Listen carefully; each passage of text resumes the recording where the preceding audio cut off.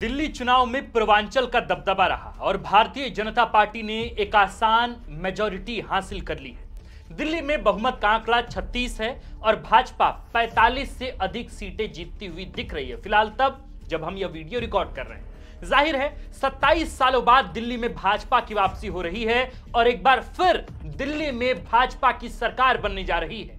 देखिए, चुनाव की कई तरीकों से समीक्षा या विश्लेषण किया जा सकता है, लेकिन जो सवाल सभी के दिलों में कौंध रहा है वो है कि दिल्ली का अगला मुख्यमंत्री कौन होगा।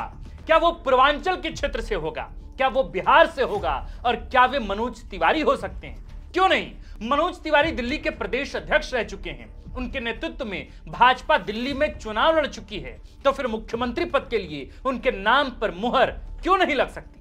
क्या कोई पेंच है, किसी तरह की अटकल है? दिल्ली में पूर्वांचल कितना प्रभावी है और मनोज तिवारी के मुख्यमंत्री बनने के कयासों में कितना दम है? इन सभी सवालों का हम आपको बहुत ही सटीक और तर्कसंगत जवाब देने जा रहे हैं।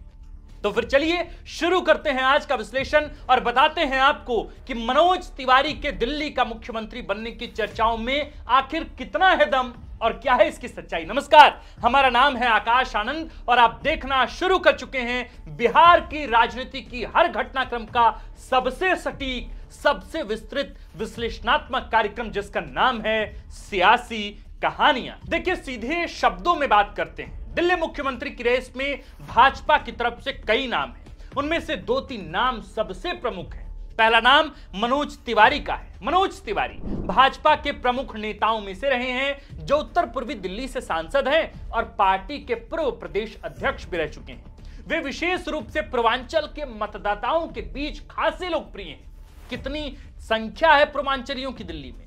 30%। आप भी जानते हैं कि आबादी कितनी बड़ी है, तो अगर भाजपा पूर्वांचलियों को खुश करना चाहेगी तो फिर मनोज तिवारी का पलड़ा भारी है और लगभग तय है कि वे दिल्ली के अगले मुख्यमंत्री बन सकते हैं। दूसरा और उतने ही प्रभावी नाम है प्रवेश वर्मा का।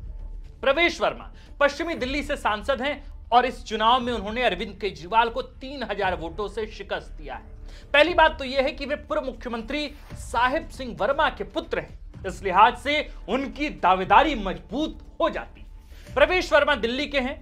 अगर भाजपा दिल्ली से मुख्यमंत्री चाहती है तो वे प्रवेश वर्मा के साथ जाएंगे। प्रवेश वर्मा जाट समाज से आते हैं और बाहरी दिल्ली में जाट वोट बड़ी संख्या में है। जाट समीकरण के चलते ही उनके पिता साहिब सिंह वर्मा दिल्ली के मुख्यमंत्री रह चुके हैं।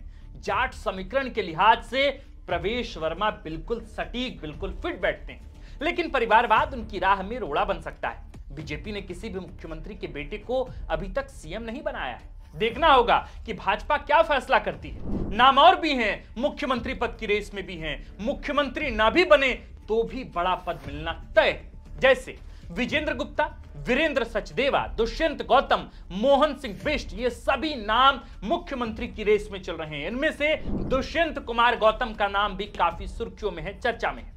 बीजेपी के राष्ट्रीय महासचिव हैं और दिल्ली के करोल बाग विधानसभा सीट से चुनावी मैदान में उतरे हैं। वे बीजेपी के दलित चेहरा माने जाते हैं और पार्टी के तमाम अहम पदों पर रह चुके हैं। दुष्यंत अमित शाह और पीएम मोदी के करीबी भी माने जाते हैं। अगर दलित विकल्पों की तरफ भाजपा जाती है तो दुष्यंत का नाम सबसे प्रथम होगा, सबसे पहले आएगा। देखिए, हम इस विश्लेषण में किसी भी तरह का दावा नहीं कर रहे, लेकिन अब यह देखें कि दिल्ली चुनाव में इस बार सबसे प्रभावी मुद्दे क्या रहे। वे सभी मुद्दे पूर्वांचलियों से जुड़े रहे। पूर्वांचल पूरे चुनाव के दौरान चर्चाओं और विवादों में रहा। 30% की बड़ी आबादी भाजपा की जीत में निर्णायक रही, इस बात में कोई शक नहीं। दूसरी और सबसे अहम बात है कि दिल्ली के बाद अब बिहार में चुनाव है, विधानसभा के चुनाव है, नवंबर में चुनाव होने हैं, लगभग 5 महीने बाद घोषणा हो सकती है। ऐसे में दिल्ली चुनाव से भाजपा बिहार को क्या संदेश देना चाहेगी, यह बड़ा सवाल है। दिल्ली के तीर से भाजपा अगर बिहार में निशाना साधती है तो इसका मतलब है कि उन्हें दिल्ली में पूर्वांचलियों को जगह देनी होगी। इसके 2 तरीके हैं, या तो वे मुख्यमंत्री पद दें या फिर बड़े पोर्टफोलियो का मंत्री पद मिले।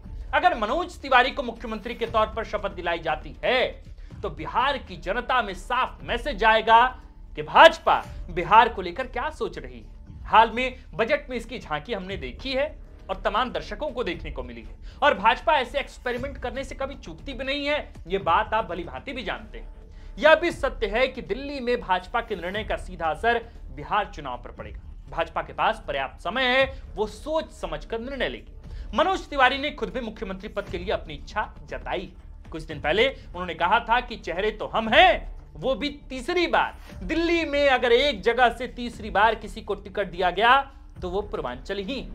उन्होंने आगे कहा था कि मुख्यमंत्री जितनी सुविधाएं देता है प्रदेश को, वो सुविधाएं देने की गारंटी मैं खुद लेता हूं।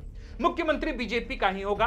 हमारा उद्देश्य है कि हम दिल्ली के प्रदूषण को खत्म करें। यह बात मैं मनोज तिवारी की बात बता रहा हूं। गरीबों का राशन कार्ड बने, बुजुर्गों की पेंशन शुरू हो जाए, सबको साफ पानी मिले, बच्चों को फेल ना होना पड़े और अवैध घुसपैठियों का सारा सिस्टम बंद कर दिया जाए। मनोज तिवारी खुले तौर पर खुद के मुख्यमंत्री पद के लिए दावेदार बता रहे हैं, या यूं कहें कि दावेदारी कर रहे हैं, जबकि ऐसी कोई बात प्रवेश वर्मा ने अब तक नहीं की।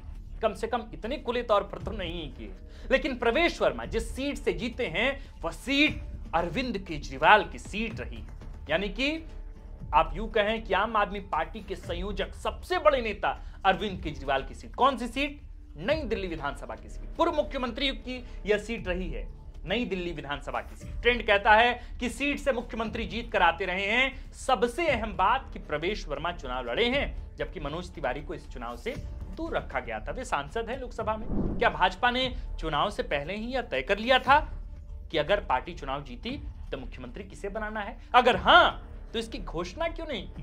हम फिर यह दोहराते हैं कि कौन मुख्यमंत्री बनेगा यह अभी कह पाना बहुत मुश्किल है। हम किसी तरह का दावा, घोषणा या भविष्यवाणी कतई नहीं कर रहे, सिर्फ आपको तमाम कयासों में, या यूं कहें कि कयासों के बारे में तर्क और विश्लेषण के साथ बता रहे हैं। तो मनोज तिवारी या प्रवेश वर्मा के बीच चुनाव का निर्णय हम भाजपा पर छोड़ते हैं। उनकी सरकार में कौन मुख्यमंत्री होगा ये वे ही तय करेंगे। हमारा काम है आपको बताना कि बिहार कहां, कब और क्यों चर्चा में है। दिल्ली चुनाव में पूर्वांचलियों के प्रभाव पर हमने एक और वीडियो बनाया है, आप प्लीज उसे भी देखें और समझें कि आखिर कैसे दिल्ली में पूर्वांचल की सबसे अहम भूमिका इस बार रही है। मेरे प्रिय सुधी दर्शकों, आप जानते हैं कि बीजेपी, भारतीय जनता पार्टी, एक ऐसी पार्टी है जो एक्सपेरिमेंट करने से नहीं चूकती। झारखंड, बिहार, यूपी ऐसे तमाम राज्य उदाहरण हैं जहां यह किसी को नहीं पता कि पार्टी किसे मुख्यमंत्री बनाने की सोच रही है। आपने उन तस्वीरों को भी देखा होगा जहां बिल्कुल अंतिम पंक्ति पर खड़े किसी विधायक को अचानक उठाकर मुख्यमंत्री बना दिया जाता है। तो संभव हो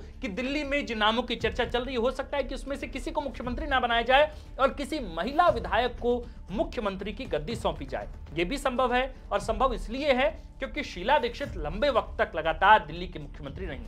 इसके बाद अरविंद केजरीवाल आए, तो अरविंद केजरीवाल जब उनकी विदाई हुई, जब उन्होंने मुख्यमंत्री पद से इस्तीफा दिया, तब आतिशी मार लेना यानी कि एक महिला विधायक को मुख्यमंत्री बनाया। बहुत संभव है कि इस फील को महिला समुदाय के बीच जाकर एक मैसेज पार्टी देना चाहे कि हम महिलाओं के साथ हैं। इससे होगा ये कि दलित, जाट, ब्राह्मण, राजपूत, इन सब खेमेबंदी से पार्टी बचेगी और फिर एक ऐसा रास्ता तय करेगी जिससे किसी भी जात को, यानी कि पंजाबी समुदाय को, जाट समुदाय को, राजपूत समुदाय को, ब्राह्मण समुदाय को, इसके अतिरिक्त दलित समुदाय को किसी भी तरह की परेशानी ना हो और वहां समीकरण ना उलझे।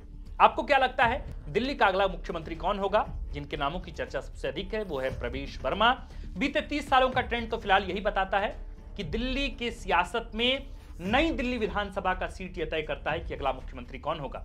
चूंकि अरविंद केजरीवाल प्रवेश वर्मा से आ रहे हैं, तो हो सकता है कि प्रवेश वर्मा, या फिर यह भी हो सकता है कि मनोज तिवारी, या फिर किसी महिला विधायक को पार्टी मुख्यमंत्री का पद सौंपे। आपको क्या लगता है किन नाम को लेकर आपके बीच में चर्चा है? आप किन नामों के विकल्प पर आप अपनी सहमति जाहिर करते हैं? आप हमें कमेंट पे लिखकर जरूर बताएं। आप देख रहे थे द फोर्थ पिलर बिहार। हमारा नाम है आकाश, कैमरे के पीछे है नीरज, और इस खबर को लिखा है, इस कंटेंट को लिखा है हमारे प्रिय साथी विवेक आर्यन। शुक्रिया।